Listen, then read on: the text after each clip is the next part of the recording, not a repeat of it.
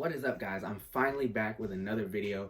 I know it's been over 6 months since I've last uploaded. I've been pretty busy, but of course I've been keeping up with the NBA and every single team. And I'm here today to talk about the NBA trade deadline, which is only 4 days away. And things are starting to heat up. Matter of fact, just a few hours ago, the Cleveland Cavaliers made a deal, which we'll talk about in a little bit. But I wanted to start with the meat and potatoes of this trade deadline, which I feel like is the Ben Simmons and James Harden situation that's going on right now. It's been crazy. And there was a clip I saw of James Harden against the Sacramento Kings. There was a compilation of his defensive play.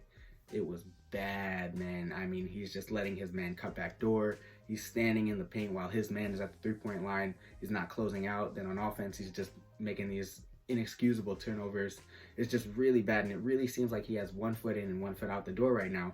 However, there have been so many conflicting reports about, oh, James Harden remains committed. Kevin Durant wants him to be here. He wants to be here. Steve Nash earlier today said that the Nets have no plans to trade him. But then there's also Shams Charania, who's one of the most trusted sources in the NBA world, coming out and saying the Brooklyn Nets are open to dealing Harden and are in talks with the Philadelphia 76ers for Ben Simmons.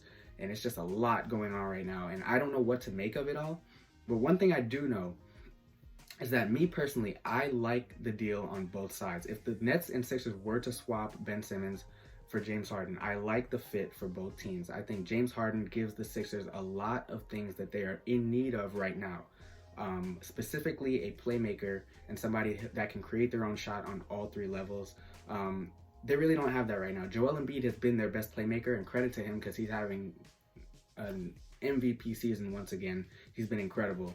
But for him to be their best playmaker is not really good enough. They need somebody else to be able to create for others and themselves. And James Harden, despite him not being at that MVP level we've seen in the past, he is still very, very good. And I think that he solves a lot of their problems, offensively especially, where they tend to get a little stagnant and the ball sticks and they don't have movement. I think Harden solves a lot of those issues. And for Brooklyn, Ben Simmons for them, I think makes a lot of sense. Despite what everybody wants to say about Ben Simmons, he is an incredible defender, a top 3 defender in this league. He can guard 1 through 5. He's versatile on that end of the floor. And then in offense, he provides them with a little extra firepower. I know he can't shoot the ball, of course, but they don't really need that. They have shooters, Patty Mills, Joe Harris, Kyrie, KD. They can shoot the ball.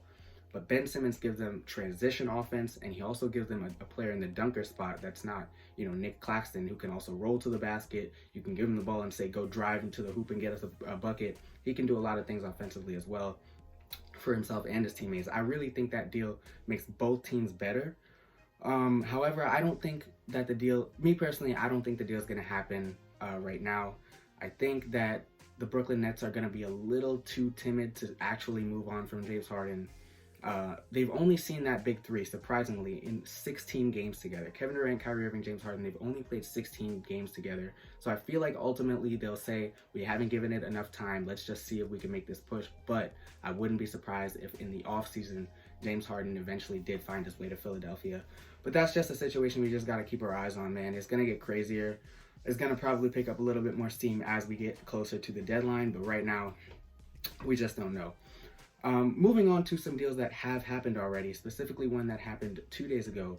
The Portland Trailblazers dealt Norman Powell and Robert Covington to the Los Angeles Clippers for Justice Winslow, Keon Johnson, Eric Bledsoe, and a second-round pick.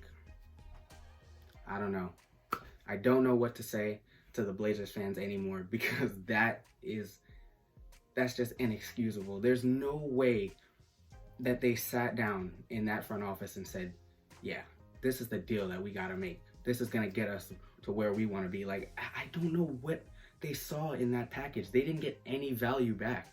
For a guy in Norman Powell who was playing like their third best player this season, I know he's on a big contract, 5 years, $90 million that they wanted to move, but to not even get a first-round pick in return for him, it's inexcusable, man. And what's even crazier is they moved on from their GM that was already a problem for them.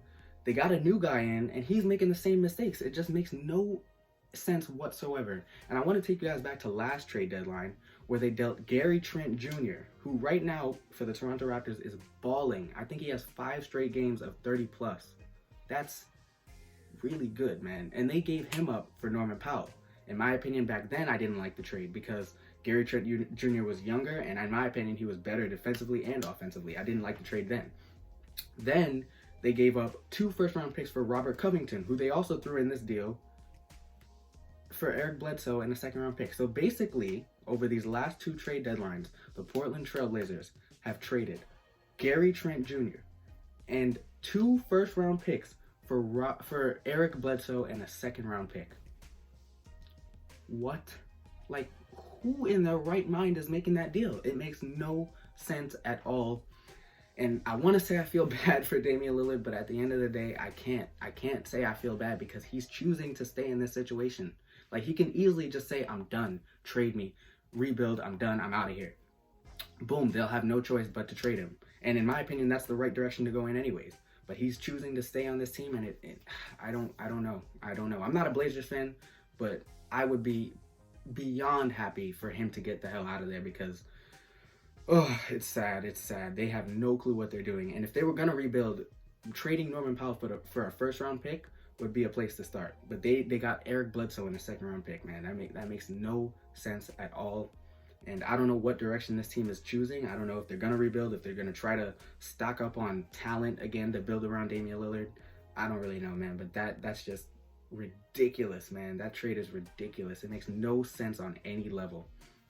But hey, man, the Blazers are gonna blazer, I guess. But let's move on to another deal. Like I mentioned, happened right earlier today. The Cleveland Cavaliers struck gold and traded for Caris Levert. They gave away Ricky Rubio, a first-round pick, and 2 second-round picks to the Indiana Pacers. That is a deal for the Cleveland Cavaliers. I love that trade for them. They have already exceeded expectations, man. Just crushed expectations. Darius Garland is an all-star, no matter what people want to say. Darius Garland is a certified all-star. He's been beautiful at facilitating the ball this year. He's scoring great as well. I think he's averaging 20 and over 8 assists. Been phenomenal for them. Jared Allen's been balling as well. He should have also been an all-star. Evan Mobley is in the running for Rookie of the Year. Lauri Markkanen, Kevin Love, they got a deep roster. And to add a guy like Caris Levert, who is just a certified bucket getter, that is what Caris Levert is. He is just somebody that you say, go get me a bucket. And the other day, he had 28 points in the first half against the Chicago Bulls. That is who Caris Levert is. You give him the ball and he will score. That is who the Cleveland Cavaliers needed. They didn't have a guy that you could just say, go and score from 3 levels, go get me a bucket. Darius Garland was trying to do that, but he couldn't really, get it done from a scoring perspective as well as Caris Levert can. And that is just a perfect deal for the Cleveland Cavaliers to have a backcourt now of Caris Levert and Darius Garland, and then a front court of Jared Allen, Lauri Markkanen, Evan Mobley, with Kevin Love off the bench, Isaac Okoro off the bench, Cedi Osman off the bench. They just have a really good team now. And if there was any question about them being a true contender, all of those questions have been answered. They are for real. And no team in that Eastern Conference wants to see them come playoff time because they're a problem, man. They are a problem offensively. They're a problem defensively. And, man, that's a great deal. And then on the other hand, for the Pacers, I actually do like the deal. I know Caris Levert is a really good player for them, but I think it makes sense. They got a first-round pick in return, which is good. And I think it's just the start of a rebuild for the Pacers, which is something they've needed to do for a while now because they haven't really been in contention, right? They haven't been in that upper echelon of teams.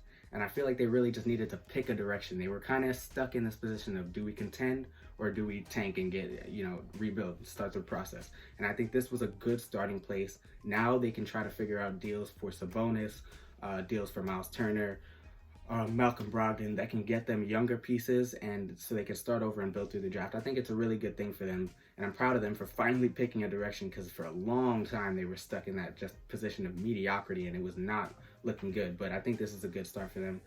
But Cleveland, man, they are for real. But yeah, man, that's all I wanted to talk about for today. Things are going to start to heat up in these next 4 days, of course, and I'll be back after the trade deadline to review it all. Thank you guys so much for watching. Leave your comments down below of what trades you want to see. Leave a like and subscribe as always. Thank you guys. I'll see you later. Peace.